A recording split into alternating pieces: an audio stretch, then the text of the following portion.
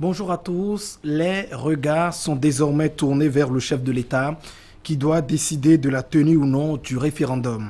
Mesdames, Messieurs, c'est la conséquence du rejet de la proposition d'amendement de la Constitution. C'était le 5 juin dernier au Parlement.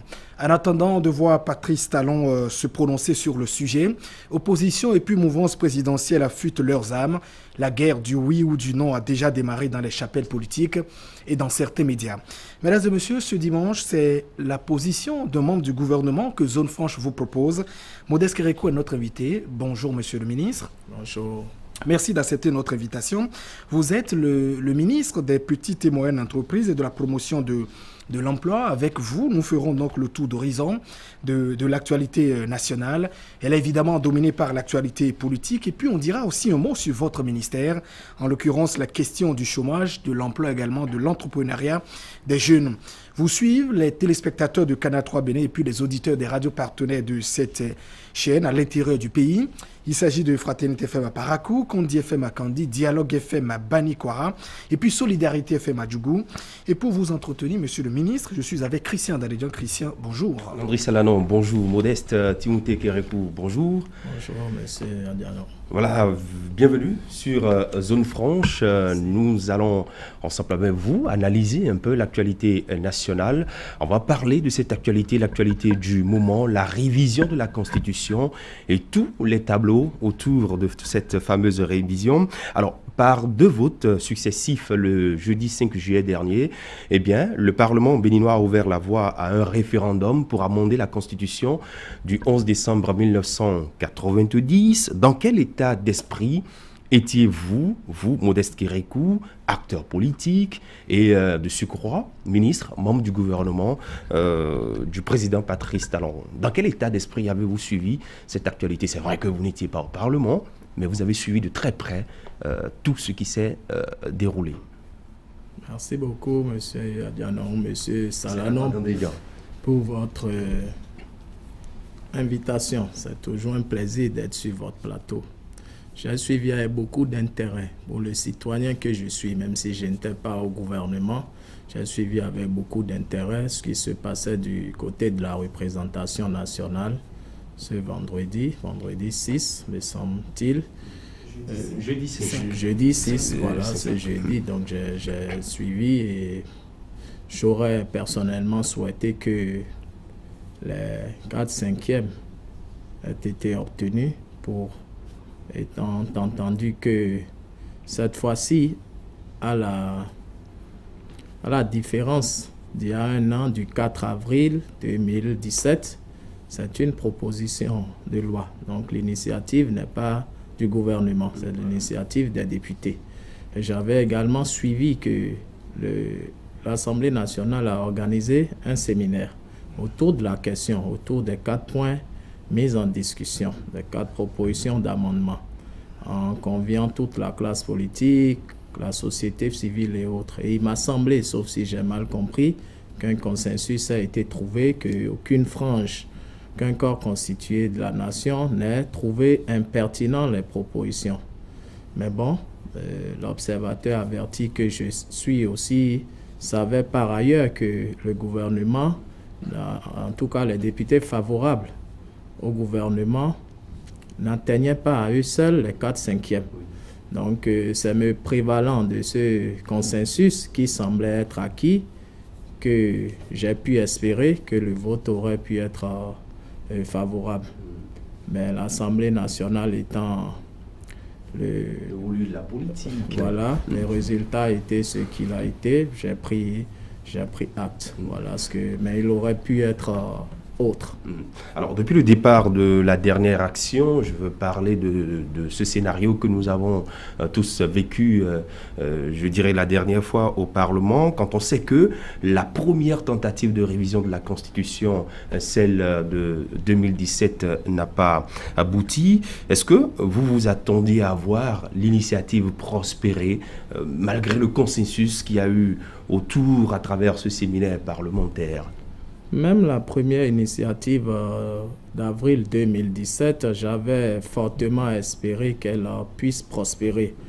Au moins que la prise en considération aurait été obtenue afin d'engager le débat. L'Assemblée nationale étant le lieu par excellence où on légifère, où on construit les textes, il aurait été loisible aux députés, tel que la Constitution du 11 décembre le stipule, qu'ils ont concurremment avec le gouvernement l'initiative de la loi, de reformuler au besoin et de toiletter la Constitution pour, de mon point de vue, l'adapter aux exigences et aux impératifs de l'heure. Le débat me semble parfois puéril et quelque peu ridicule parce que pour ce qui me concerne à titre personnel, je n'ai pas une position dogmatique sur le sujet de la révision de la Constitution. La Constitution n'est pas une Bible. Elle ne relève pas d'une foi ou d'un dogme. Elle a été rédigée dans un certain contexte en 1990. Est-ce que les réalités, les contingences qui primaient en ce moment-là sont celles qui prévalent encore aujourd'hui? Je pense que on peut faire taire toutes formes d'instinct grégaire, ramener la balle à terre, regarder les choses de manière dépassionnée pour dire voilà notre pays, plus d'une vingtaine d'années à peu près, voilà où nous en sommes, où est-ce que nous projetons d'être dans les 10, 15, 20 prochaines années, avec quels citoyens, avec quelles institutions, avec quels mécanismes. Est-ce que le modèle organisationnel qui est en place là nous permet d'aller, ne pas faire ça? Il me semble que cela revient à manquer de prospective. Et à chaque fois que ce sujet-là revient, je pense qu'il y a beaucoup de procès en sorcellerie des uns envers les autres. Et est-ce qu'il n'est pas temps que dans notre pays, que toutes les chapelles se mettent, aillent en conclave, se mettent ensemble et de manière désintéressée, de manière, j'allais dire, calme, avec la sérénité que cela requiert, on puisse regarder et peut-être procéder à la retouche de certaines dispositions. Vous me permettrez de finir quand je vous donnerai, c'est vrai, on dit souvent que comparaison n'est pas raison, mais parfois on a quand même besoin de comparer. Si je prends le cas de la France par exemple, la Constitution de 1958 qui fonde la 5e République, mais de 1958 à aujourd'hui, elle a été révisée plus de 26 fois. La dernière fois, le président Macron s'est proposé de réunir à Versailles les deux chambres, le Parlement et le Sénat, en congrès. Il a annoncé clairement qu'il veut également procéder à des amendements. Amender la Constitution, c'est un exercice législatif prévu et qui ne doit, de mon point de vue, ne devrait pas susciter toute la polémique qui suscite dans notre pays et qui, à tout le moins, parfois, est de mauvaise foi. Modeste Kérékou, est-ce que le problème n'est pas ailleurs? Vous avez dit tout à l'heure que chaque fois que la question est donc abordée, qu'il y a un procès en sorcellerie qui se fait les uns aux autres. On a vu depuis Mathieu Kérékou, la question a été abordée, ça n'a pas prospéré. 2 fois sous Boni Yahi non plus. 2 fois cette fois-ci sous Patrice Talon, ça n'a pas prospéré. Est-ce que le problème, ce n'est pas plutôt la méthode que les hommes qui sont là? Non, ce n'est pas la méthode. Et sous le président Patrice Talon, il faudrait quand même peut-être que nous puissions nuancer. Cette fois-ci au moins, la phase de la prise en considération a été quand même franchie. C'est un échec tout de même, hein, puisque la question n'a pas été révisée pour le moment. C'est trop dit, c'est la voie référendaire qui a été préférée à la voie législative. Donc dit que c'est un échec, c'est pas tout à fait exact. Vous gagnerez à nuancer un peu. C'est votre position, si c'est un échec, quand nous irons au référendum, comme je le souhaite, je ne suis pas la voie la plus indiquée pour dire qu'il y aura un référendum ou pas, mais je le souhaite vivement pour que le peuple souverain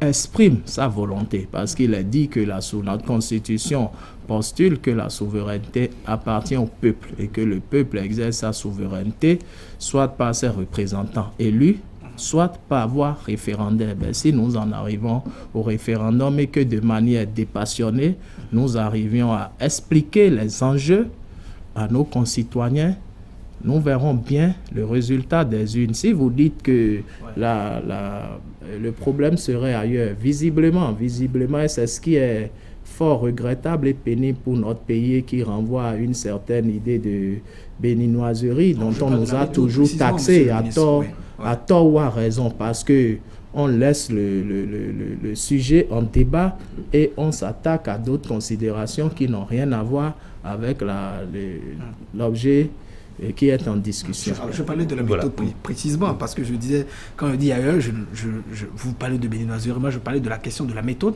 puisque même tout à l'heure vous avez dit qu'il semble-t-il qu'il y a donc un certain consensus autour de la révision cette fois-ci. Et je vais peut-être renchérir en disant, mais un séminaire parlementaire suffit déjà pour considérer que c'est déjà le consensus qui est obtenu autour de cette question?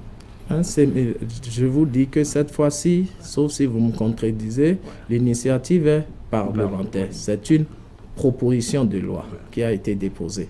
Un séminaire parlementaire pendant des jours avec toutes les sensibilités politiques, la société civile, les universitaires, tout le monde, pour débattre de 4 sujets mis en discussion.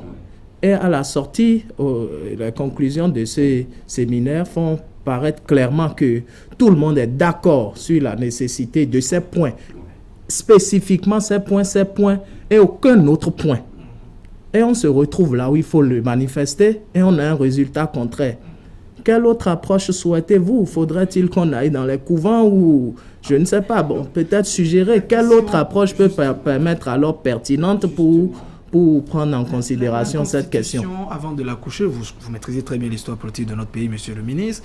On a été à la conférence nationale des forces vives de la nation. On ne demande pas forcément d'y aller. Il y avait d'autres couches au-delà de celles qui étaient donc invitées, syndicalistes, journalistes, en tout cas les travailleurs qui étaient donc réunis dans un hôtel ici à Cotonou, au niveau du séminaire parlementaire, qui n'a duré que 24 heures de temps, monsieur le ministre. Il n'y avait pas toutes ces couches. Est-ce que ceux qui étaient là suffisent à dire que nous avons déjà un consensus autour de la question de la révision? Le séminaire, sauf si je me trompe, n'a pas duré 24 heures.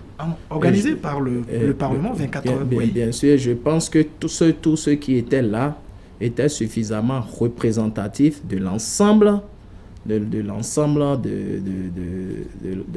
couches des forces vives à la conférence nationale. Il y avait 4-5 quelques délégués. La conférence nationale elle-même, elle a duré combien de jours?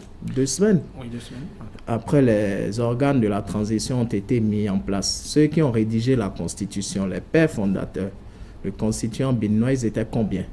Ils ont proposé un test. Vous vous rappelez, ce test-là, au référendum, on avait oui, mais et non. On avait 3 questions mises en débat. Interroger l'histoire, ressortir les archives. C'est pas 90% des Béninois qui ont voté pour la constitution actuelle, pas du tout. Et pourtant, c'est elle qui préside aux destinées de notre pays. D'autres ne semblaient pas tout à fait favorables, ou bien d'autres auraient voulu que certaines dispositions aient été énumérées ou énoncées d'autres manières, etc. Mais bon, finalement, le oui, quand même, l'a emporté en 1990 et la Constitution est entrée en vigueur.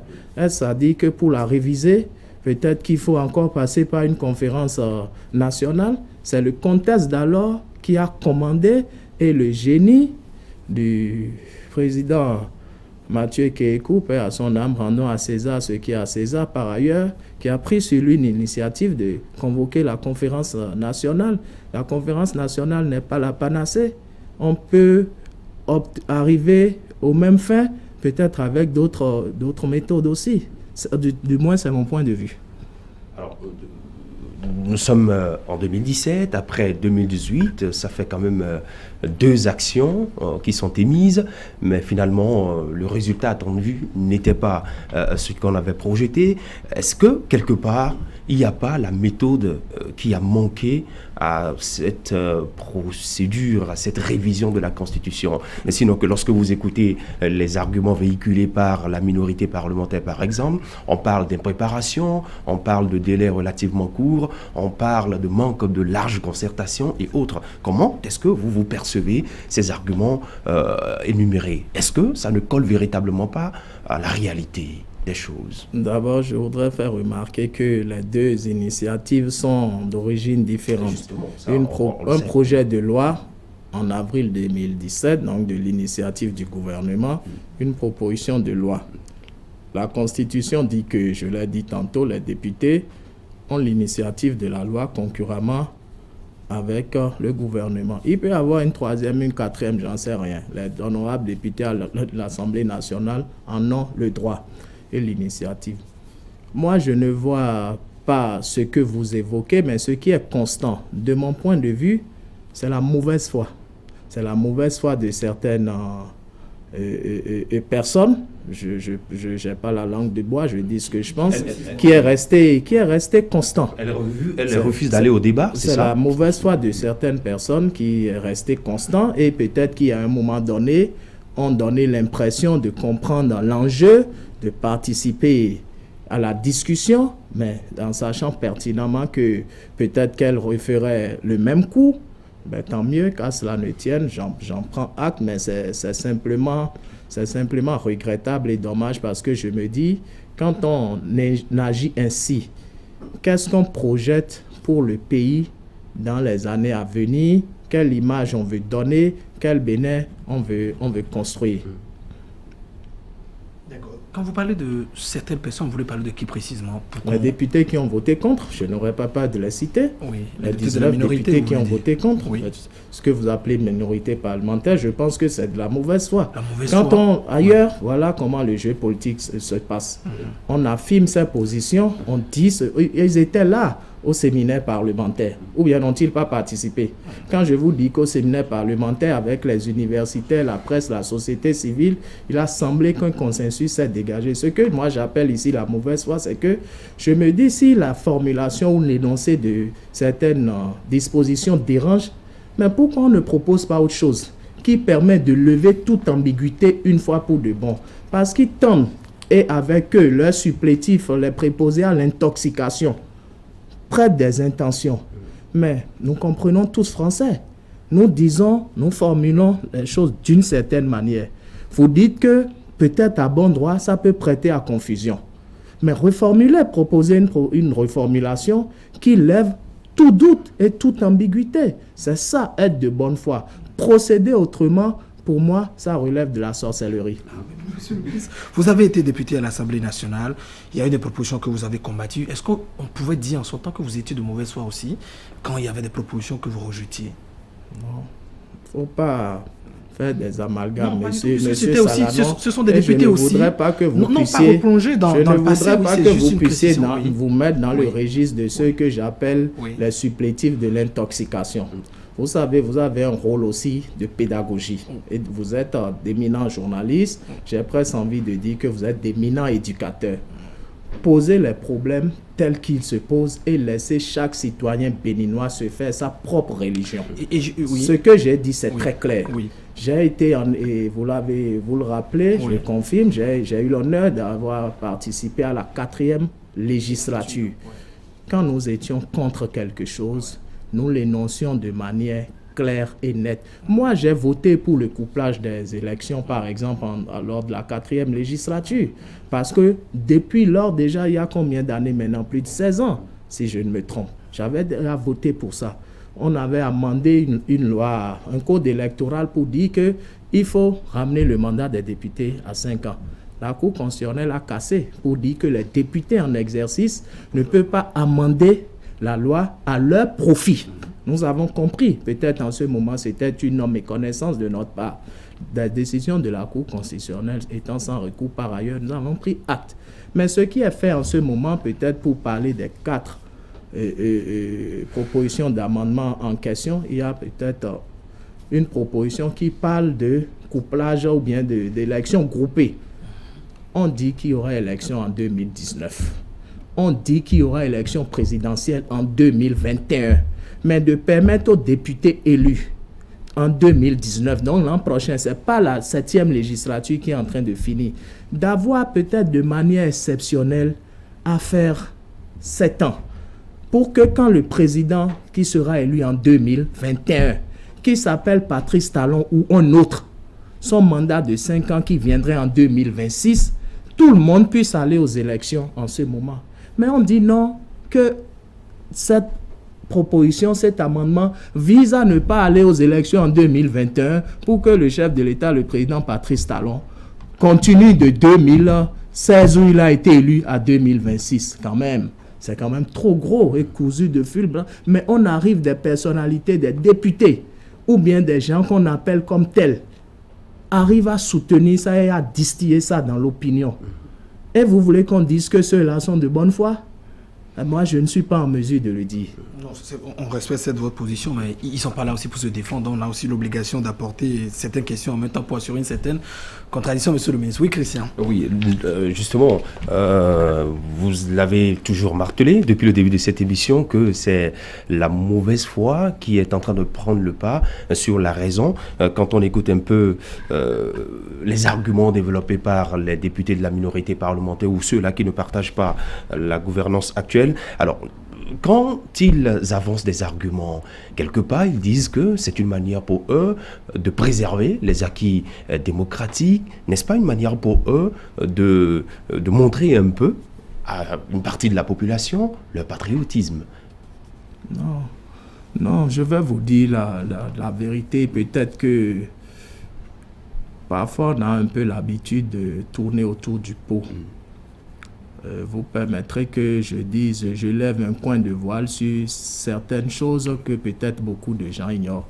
Je pense que certains députés sont à la solde, j'ai presque envie de dire, de force du mal, ou bien digèrent mal leur défaite électorale en 2016, et qui sont à la solde de personnalités politiques qui ne supportent pas de ne plus être aux affaires, alors que c'est le jeu normal de la démocratie, l'alternance. Ceux qui sont aux affaires aujourd'hui, nous qui sommes aux affaires aujourd'hui, puisque j'en fais partie, ben nous ne resterons pas aux affaires éternellement. Aux prochaines élections, nous pouvons gagner, nous pouvons perdre, nous partirons, d'autres viendront, nous pourrions revenir à une autre fois. C'est ça le jeu démocratique. Mais quand on a fini son temps, quand on a fini son mandat, qu'on soit président, qu'on soit ministre, qu'on soit et qu'on a quitté la scène et que d'autres acteurs sont en train de travailler, on ne se donne pas comme objectif de torpiller, de saboter tout ce qu'ils font. Il me semble que c'est ce que une certaine classe politique, avec son soi-disant leader, fait. Ce n'est pas ici au Bénin seulement qu'un président fait 5 ans ou 10 ans et quitte le pouvoir. Il me semble, et si je vais interroger encore l'histoire récente de notre pays, si je vous prends l'exemple du général Mathieu Kékou par exemple, pas parce qu'il est mon feu père, paix à son âme à nouveau, en 1991, quand il a quitté le pouvoir, il ne s'est pas investi à perturber la gouvernance du président Soglo. Je ne pense pas. Il est parti. Sa posture, sa réserve qui s'est imposée, peut-être c'est ça qui a fallu qu'on ait été, que certains Béninois aient cru devoir aller le rechercher. Quand il est venu, il a fait à nouveau ses 10 ans. Il a fini, il est reparti. Il a passé la main à son successeur, le président Yahi Boni. Fidèle à sa ligne, il s'est également imposé une statue, un silence. Il n'a pas cherché à perturber la gouvernance de son successeur. Lui aussi avait une coalition. UBF, si vous oubliez, Union pour le Bénin du futur. Imaginez, faisons de la politique fiction. Imaginez qu'en son temps, le général Mathieu Kékou a dit, bon, maintenant, je ne suis plus au pouvoir, je veux structurer l'Union du Bénin pour le futur en un parti politique. Les députés UBF qui étaient là-bas, il faut que je les organise pour qu'ils combattent mon successeur, le président Yahi Boni, avec qui Yahi Boni allait gouverner. Mais je remarque que le président Yahi Boni ayant fini son mandat, il n'avait pas de parti. Quand il était au pouvoir, il n'a pas cru devoir avoir un parti. Il y avait quand même une alliance. C'est ce que je dis, comme sur le modèle de Kékou, UBF. OK? Mais c'est maintenant qu'il trouve bien de structurer un parti et de se poser en opposant et à la limite et sur le terrain partout, dans le nord un peu partout, mais de procéder à un sabotage en règle de toutes les actions du gouvernement du président Patrice Talon. Est-ce que c'est une attitude constructive?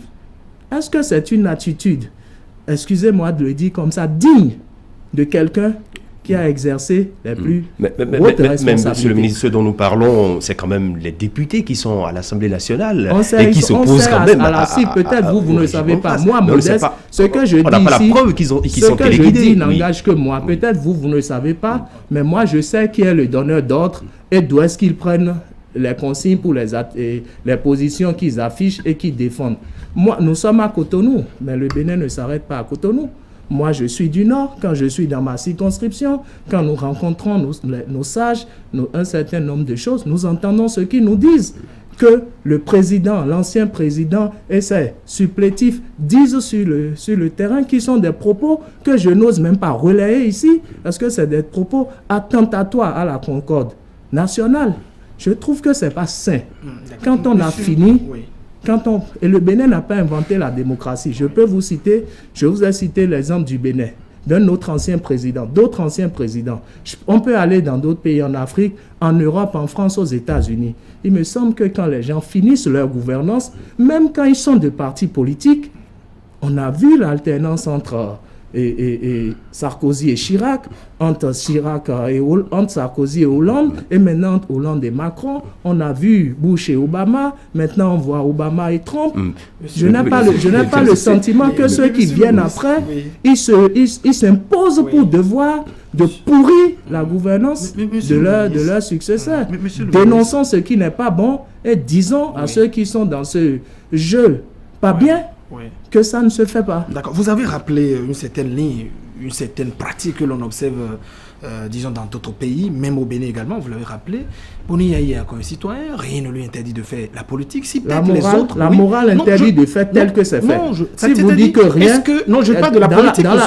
Quand nous ne sommes pas des animaux, quand on vit dans la société, à part les lois, à part la constitution, à part les textes législatifs, réglementaires, il y a la morale. Et il y a la bienséance. Oui. Vous permettez de terminer ma question, monsieur le ministre. Je dis, rien ne lui interdit de faire de la politique. Si peut-être il y a une certaine pratique qui a été toujours observée, il est libre de briser cette pratique ou pas. Je ne sais pas si est-ce que vous lui reprochez de pouvoir créer un parti politique à la fin en tant que citoyen. Je ne sais pas si c'est ce que vous êtes en train de dire, monsieur le ministre. Je ne reproche rien du tout. Je déplore. Vous déplorez Je déplore un certain comportement, une certaine attitude qui, de mon point de vue, à la lumière de ma petite expérience, n'est pas de nature constructive. Quand on a eu la chance, l'honneur de diriger et d'accéder au plus haut charge, je pense que quand on a fini son tour, on se pose plutôt là pour se rendre peut-être disponible au conseil, à la consultation, mais quand il vous plaît encore en ce moment de jouer un rôle partisan, de jouer un rôle... Il y a quelques années encore, vous voyez comment une certaine classe politique, y compris le président lui-même, se référait au général Mathieu Kékou. A-t-on besoin d'être député, président avant d'avoir un rôle à jouer dans la société? Mais quand vous êtes partisan, finalement, quel rôle vous allez jouer? Moi, j'aurais voulu bien que certains adoptent une certaine posture. Cette posture-là, in fine, leur aurait octroyé un autre rôle quand même, d'une manière ou d'une autre à jouer. Et non, celui-là qui ne me semble pas tout à fait élégant. Je dis encore une fois, si vous le permettez, c'est ma vision.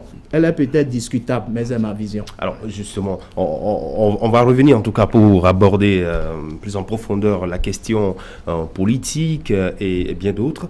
C'est vrai que il y a eu Conseil des ministres le mercredi dernier, disons pratiquement une semaine après le vote à l'Assemblée nationale. Vous étiez en Conseil des ministres, dites-nous, est-ce que vous avez abordé la question? Est-ce que ça faisait partie de l'ordre du jour ou c'était une question, disons, subsidiaire avec le chef de l'État, Patrice Talon? La délibération du Conseil des ministres relève par rapport au sacré qui les caractérise, relève d'une discrétion. Contentez-vous et référez-vous au relevé des décisions administratives qui sont publiées par monsieur le secrétaire général du gouvernement. Je ne suis pas secrétaire général du gouvernement, pas plus que je ne suis pas ministre porte-parole. Donc il n'est pas de mon devoir de vous parler des coulisses du Conseil des ministres. Et dans les couloirs de la présidence de la République, entre collègues, est-ce que vous avez évoqué c'est pas mon la rôle. question? Je suis ministre en charge des petites et moyennes entreprises et de la promotion de l'emploi. D'accord. On va toujours parler du référendum. Désormais, tout le monde sait que c'est la voie référendaire qui s'offre désormais au gouvernement, le chef de l'État. Patrice Talon va-t-il prendre sur lui la décision d'aller au bout du processus, convoquer le peuple? Il serait prétentieux de ma part de parler, même si je suis membre du gouvernement, de parler au nom du chef de l'État. La Constitution a prévu que pour aller à un référendum, c'est le chef du gouvernement, le chef de l'État qui convoque le corps électoral, qui prend un décret pour convoquer le corps électoral. Peut-être que vous feriez bien de solliciter une interview du président de la République et il vous en réservera la première.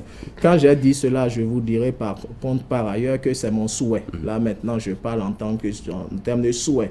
Je le souhaite vivement, pour qu'enfin, en dépit de tout le travail d'intoxication savamment orchestré par ce que vous appelez minorité parlementaire, ce qu'on appelle et nous puissions enfin avoir l'opportunité de nous croiser sur le terrain, d'expliquer. Nous ferons la pédagogie, nous expliquerons et nous nous en tiendrons au suffrage populaire. Voilà. Alors, monsieur le ministre, on a vu, c'est quand même déjà 2 rejets en 15 mois, en l'espace de 15 mois de la question de la révision de la Constitution, même si les natures divergent, c'est-à-dire pour projets également, propositions. Vous êtes les conseillers, en tout cas immédiats, du chef de l'État, ses collaborateurs immédiats. Est-ce que politiquement, est-ce qu'il n'est pas risqué, disons l'état actuel de lui, dit monsieur le Président, aller à un référendum? Si j'étais dans un rôle de conseiller du chef de l'État, si je peux me le permettre, puisque vous me mettez dans la posture, je dirais au chef de l'État que c'est le moment plus que jamais d'aller à la consultation populaire pour 2 raisons. Vous savez, le bâtisseur, le précurseur est parfois incompris. Le président Patrice Talon aurait pu se comporter dans le rôle de la facilité, se complaire à la facilité, le laisser aller auquel nous étions habitués. Mais le président Patrice Talon n'est pas cela. C'est pas un homme politique. J'ai souvent l'habitude de dire que le président Patrice Talon n'est pas un homme politique. Donc il n'est pas dans les calculs bassement matériels de ce type. Je dis le président Patrice Talon, c'est un homme d'État. Et ce n'est pas moi qui le dis. Je n'ai pas inventé la formule. La différence entre un homme politique et un homme d'État, il paraît que l'homme politique pense à la prochaine élection, tandis que l'homme d'État pense à la prochaine génération. Il me semble que le président Patrice Talon travaille pour la prochaine génération. Il dispose les bases, les fondamentaux qui ont été ces derniers temps, ces 10 dernières années, passablement saccagés, où plus rien n'était à sa place. Il n'y avait plus de normes, plus de repères. Est-ce que c'est pas exagéré, c'est mon point, c'est pas exagéré. Oui. Posez-moi des questions, bien contredisez-moi. C'est bien dans ce pays qu'on pouvait réussir à des concours sans les passer. Oui, monsieur le ministre. C'est bien, laissez-moi finir. C'est bien dans ce pays, je dis bien, c'est bien dans ce pays qu'on peut aller à un concours A et réussir à un concours B. Qu'on peut être admis même sans l'avoir passé. C'est bien, et des exemples comme ça, c'est bien dans ce pays que... Mais à un moment donné, vous avez participé à cette gestion-là, monsieur le ministre. Vous avez été ministre sous ce que vous dénoncez aujourd'hui. Justement, j'allais vous répondre. C'est pas parce qu'on a participé à quelque chose. Oui, vous n'avez rien dit en que si c'est mauvais, je suis encore bien placé. Je peux dire que j'ai eu la chance de travailler ou de côtoyer de près 3 présidents. J'ai vu 3 leaderships différents. Donc, je suis encore mieux placé pour commenter. À titre personnel, moi-même, je fais des erreurs comme vous. Dans la conduite de vos émissions à la télévision, etc., même peut-être à la fin de ce débat, vous ne pouvez pas peut-être le réexaminer et dire, peut-être on aurait dû poser telle question, peut-être quand il a dit ça, il aurait fallu qu'on le reprenne comme ça. On ne peut pas faire une auto-évaluation, voire une autocritique. Dès lors qu'on a participé à quelque chose, on doit dire que tout est bon. C'est ce que ça veut dire. Non, peut-être d'ici quelques mois, d'ici quelques années, nous pourrions reconnaître que ce que nous faisons en ce moment, peut-être certaines choses n'ont pas été tout à fait bonnes. La critique permet d'avancer. Ne nous refusez pas, ne nous retirez pas le droit d'avancer. Je dis, le président Patrice Talon a pris un État dans une situation où beaucoup de fondamentaux étaient saccagés, où il faut reconstruire. Donc, si vous cherchez la popularité à tout prix, dans ce cas, vous risquez de ne rien faire. Quand on veut construire et qu'on veut faire une construction solide, on rase, on creuse en profondeur, on bâtit le soubassement de l'édifice, on met des bases solides avant de bâtir. Là, l'édifice peut tenir. Mais si vous voulez plaire, vous voulez contenter, la réforme est difficile. Celui qui réforme, à la limite, il se sacrifie. Il accepte l'impopularité, mais il se dit peut-être le résultat à atteindre est au-delà de se contenter d'être applaudi, alors qu'on sait très bien que dans l'avenir... Moi, parfois, je m'interroge. Je ne voudrais pas un oiseau de mauvais augure. Je me dis, mais quel sera le Bénin en 2030, en 2040, où peut-être nous n'aurons plus aucun acteur de la conférence nationale en vie. Aucun de nos leaders, je ne veux pas les citer, pour que vous ne me dites pas que je les précipite à la tombe. Est-ce qu'il vous arrive de faire cette projection? Que sera notre pays? Avec nous les jeunes, le jeune béninois que nous sommes aujourd'hui, notre mentalité, notre paresse, un certain nombre de facilités que nous recherchons, de gains, de réussite, de fortune, tout de suite et maintenant. Est-ce que l'organisation que nous avons en place aujourd'hui, est-ce que nous nous disons, nous serons quel Bénin en 2060? Il n'y aura plus ces gens-là qui nous auraient appris ce qu'ils sont en train de nous apprendre là. Que ferions-nous après? Vous ne pensez pas que c'est le moment de rétablir les fondamentaux et de remettre chaque chose à l'endroit pour que chacun comprenne définitivement ce qui est de sa possibilité, de son niveau, de ses capacités, et non qu'on continue tous. Je dis bien tous, je ne m'en exclus pas. Il y a encore un passé récent, nous étions tous nettement, nous vivions au-delà de nos moyens, de nos possibilités. Nous en avons tous profité. Mais est-ce que c'est parce que nous en avons tous profité que nous devons laisser continuer sans jamais chercher à corriger, à nous arrêter pour dire attention, là où, à l'allure où nous allons, le sens dans lequel nous allons, attention, nous allons vers le précipice ou bien nous courons à l'impasse. Monsieur le ministre, sur la question du principe des réformes, quand vous interrogez la majorité de vos concitoyens, ils ne sont pas contre, ils disent nous sommes pour les réformes. Beaucoup interrogent quand même les questions de méthode. On y reviendra peut-être tout à l'heure dans les détails. Mais sur la question de la critique, de l'autocritique dont vous avez parlé tout à l'heure, l'une des questions également qu'on se pose, parce qu'on a vu aussi beaucoup d'acteurs participer à des gouvernements et c'est à la fin toujours qui se plaît, est-ce que c'est toujours décent que si on doit toujours faire une autocritique, c'est après qu'on quitte le gouvernement qu'il est bien séant de le faire, monsieur le ministre? On se demande, est-ce que quand on avait peut-être l'occasion, on peut toujours je comprends très bien ce que vous êtes en train de dire et j'ai bien envie, et je ne peux que vous souhaiter d'avoir participé à un gouvernement. Pas forcément à un gouvernement, il n'y a pas que ça, toute sphère. Mais pendant que les gens sont aux affaires, ils font ce qu'ils peuvent. Il n'est pas difficile, ils font ce qu'ils peuvent. Mais quand comme on le dit, seul celui qui ne fait rien ne se trompe pas.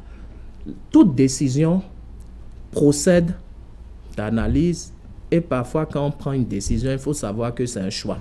Il y avait d'autres qui étaient aussi sur la table ou bien qui ont pu être sur la table. Mais le décideur doit trancher. Il choisit celle qui lui paraît la plus pertinente, la plus cohérente pour atteindre le résultat escompté. Résultat des courses, elle peut ne pas forcément avoir été la bonne ou la meilleure. Est-ce parce que vous avez participé à la prise de décision que si quelques années après vous voyez qu'elle n'a pas été la bonne, on ne peut pas dire qu'elle n'a pas été la bonne et qu'on aurait pu faire autrement? Ce que je dis ici, justement, mais c'est de faire des contre-propositions, de dire ce que vous dites là. Ok, contextualisons. Quels sont les problèmes que nous voulons solutionner? On dit les élections coûtent trop cher. 10 milliards par élection en moyenne. 2019, 2020, 2021. Presque 30-40 milliards. À peine un an, à partir de 2022-2023, on est encore parti 2024, 2025, 2026. une quarantaine de milliards encore, etc. On dit, voilà la solution qui est préconisée, couplage. Elle est bonne. Si elle n'est pas bonne, déposez une autre solution sur la table. On met ça de côté. Deuxième problématique qu'on veut régler, la Cour des comptes. Disposition communautaire de l'UEMOA, il faut une cour. J'entends d'autres voix dire qu'on n'a pas besoin. Les autres cours, les autres institutions de cette nature sont constitutionnalisées. Je ne suis pas un spécialiste du droit. S'il n'est pas pertinent de contextualiser, quelle est l'autre manière de faire? On dépose sur la table. Si c'est l'objectif, ça, voilà une contre-proposition. Première représentation des femmes. OK. Vous, les députés qui êtes à l'origine de ce test, c'est ça votre objectif? OK. Actons le résultat. Si c'est ça le résultat, la démarche que vous préconisez n'est pas la meilleure. Nous vous proposons ceci. Enfin, dernier point, la peine de mort. Il faut, même si au Bénin, on ne passe plus les gens par le peloton d'exécution pour les fusiller, OK, on veut abolir formellement la peine de mort, que les sachants disent ce que vous dites là, le chemin que vous préconisez là, il n'est pas le seul. Mieux, il n'est pas le plus pertinent. Voilà. Peut-être que la proposition d'amendement serait revenue même à 2 ou à 1, ou peut-être on aurait même ajouté d'autres. On serait passé de 4 à 6. Mais on ne vient pas pour inventer, pour faire un procès en sorcellerie, au moment où on ne propose rien du tout. Mais moi, je vous ai dit, et je l'assume, je ne fais pas partie de ceux qui ont une position dogmatique, qui sacralise la Constitution pour dire qu'elle n'est pas à toucher en tout état de cause, elle n'est pas à toucher. Ce n'est pas mon point de vue.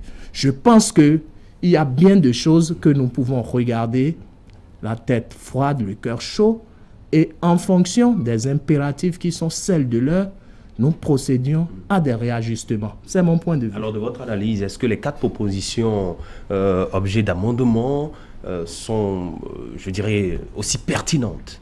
Pour ce que j'ai suivi des débats, oui, pour moi. Et si demain elles sont mises au référendum, je voterai oui. Et j'appellerai à voter oui. Sans embâche. Monsieur le ministre, vous avez parlé tout à l'heure de propositions, peut-être de la minorité, ou de ce que vous appelez, c'est pour reprendre un peu vos thèmes, la minorité parlementaire. Vous avez également indexé tout à l'heure le sachant, mais faudrait-il également qu'il soit touché, qu'il soit associé au projet? Peut-être que si la proposition ne venait pas de la minorité, peut-être que d'autres acteurs de la société, et c'est pourquoi on interrogeait la question de l'âge consensus autour de ces questions. Est-ce que ce n'est pas pertinent, ces propositions que nous faisions? Quand il y a un séminaire, ils s'y sont invités, je n'y étais pas à titre personnel, mais j'ai vu les images grâce à vous, grâce à votre télévision et à d'autres. J'ai vu des universitaires. Et puis, quand on est un sachant dans un domaine et une question de cette envergure-là est mise en débat, est-ce qu'on a forcément besoin d'attendre d'être invité avec un accusé de réception? Il y a des journaux, on peut publier des tests. Les scientifiques, les universitaires savent mieux que moi ceux dont je fais allusion. Il y a des tribunes libres qu'on peut publier. Il y a des analyses pertinentes qu'on peut verser au débat, etc., etc. Est-ce qu'on doit aller voir chaque sachant chez lui à domicile dans son lit? C'était pas ça le but de mon propos. Ils ont 1001 manières de s'inviter dans la discussion et de faire... Et entendre leur son de cloche, de mon point de vue. D'accord. Tout à l'heure, je vous demandais, est-ce que ce n'était pas trop risqué? Vous avez dit non, c'est le moment plus que jamais pour le chef de l'État d'appeler. Vous appellerez d'ailleurs à voter oui. Est-ce que vous ne voyez pas que certains, en tout cas, puissent transformer ce vote en une appréciation de la gouvernance du chef de l'État? C'est leur droit. C'est ce que j'appelle les supplétifs de l'intoxication. Mais nous nous croiserons sur le terrain. C'est leur droit. Je ne dénie pas à certains, c'est un référendum. Un référendum, c'est un vote avec des questions. On met une ou un certain nombre de questions en jeu. On vous demande, vous êtes d'accord, vous n'êtes pas d'accord. Si d'autres veulent inviter, pas mauvaise foi, pas pure mauvaise foi, d'autres sujets dans le débat, et j'allais même vous inviter, à titre personnel, je me sens plus à l'aise dans les débats contradictoires. Et je veux vous offrir ma disponibilité. Ce que vous appelez de la minorité parlementaire, si vous avez l'un d'eux, je suis votre serviteur, appelez-moi. Nous prendrons les propositions une par une, de manière factuelle, de manière dépassionnée, qui présentent leurs arguments. Je présenterai les miens. Et nous laisserons l'opinion se faire sa propre religion. Alors, aller au référendum, en tout cas, des questions seront posées, le peuple aura à répondre par oui ou par non. Alors, quelles sont les chances que le oui l'emporte, puisque vous, c'est votre souhait, et dans le cas contraire, qu'est-ce que vous feriez? La chance que le oui l'emporte, c'est que nous sommes une nation en construction, une démocratie en construction. Nous avons besoin d'avoir des fondamentaux solides qui cadrent avec nos réalités. Le peuple béninois n'est pas naïf, il n'est pas dupe. Il a déjà été aux urnes plus d'une fois. Et nous savons que, comme on le dit souvent, c'est les tonneaux vides qui font du bruit. Ceux qui sont à l'action n'ont pas toujours le temps d'être dans l'intoxication. Aujourd'hui, je me demande bien la constitution que nous avons depuis 1990. Messieurs les journalistes, chers frères, je vais vous inviter encore là à une conjecture.